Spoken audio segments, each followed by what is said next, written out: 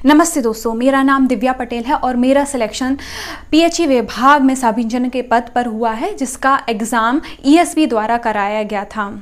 Selection की सभी process complete हो चुकी थी और हम अपनी ज्वाइनिंग का इंतज़ार कर रहे थे। तभी 4 महीने बाद जीएडी ने गाइडलाइन जारी की कि 13% कैंडिडेट को, ओबीसी कैंडिडेट को होल्ड करके बाकी कैंडिडेट को ज्वाइनिंग दे दी जाए। मेरा सवाल उन अधिकारियों से है जिन्होंने इस तरह की अनैतिक गाइडलाइन जारी की कि उन्होंने किस आधार पे हमको इस तरह से डिपार्टमेंट वाइज होल्ड किया है।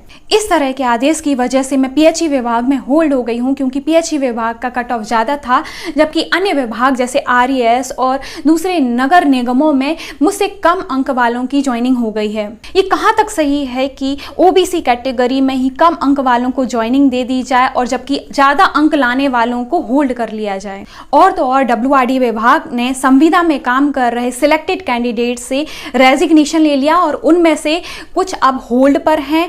उनके पास पहले जो रोजगार था वो भी अब छीन लिया गया है। वहीं कुछ विभाग और नगर निगमों में 27% ओबीसी आरक्षण के बेसिस पे सभी कैंडिडेट्स को ज्वाइनिंग दे दी गई है। क्या ये हमारे फंडामेंटल राइट टू इक्वालिटी का हनन नहीं है कि एक ही परीक्षा में 2 अलग अलग तरह के रिजर्वेशन दे के भेदभाव किया जा रहा है सिलेक्टेड कैंडिडेट्स के साथ?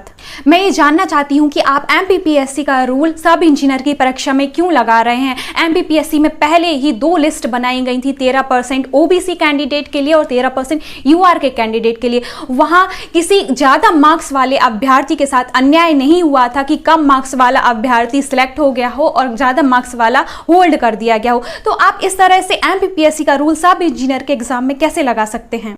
अभी भी प्रशासन अन्य भर्ती परीक्षाओं की नोटिफिकेशन 27% ओबीसी रिजर्वेशन के बेसिस पे निकाल रहा है। मैं ये पूछना चाहती हूँ कि जब आप अपना पक्ष नहीं रख पा रहे हैं 27% ओबीसी आरक्षण पे नोटिफिकेशन निकालने का, तो फिर निकाल क्यों रहे हैं और उसका परिणाम हम छात्रों को भुगतना पड़ता है? क्या आपका काम सिर्फ 27% ओबीसी आरक्षण पे नोटिफिकेशन निकालने का है? क्या उस पे कोई भी पक्ष रखने का नहीं है? सरकार लाडली बहना के माध्यम से 1000 रुपये लाडली बहनों को दे रही है, लेकिन उन्हीं बहनों के बच्चों को सिलेक्शन होने के बाद भी ज्वाइनिंग नहीं दे रही है, जिससे उनका घर चलने वाला है। मेरी आपसे यही प्रार्थना है कि अगर आप तक मेरे प्रश्न पहुंच रहे हैं तो इस बात पर गौर जरूर करें और हम जैसे अभ्यर्थियों को न्याय दिलाने का कष्ट करें। धन्यवाद।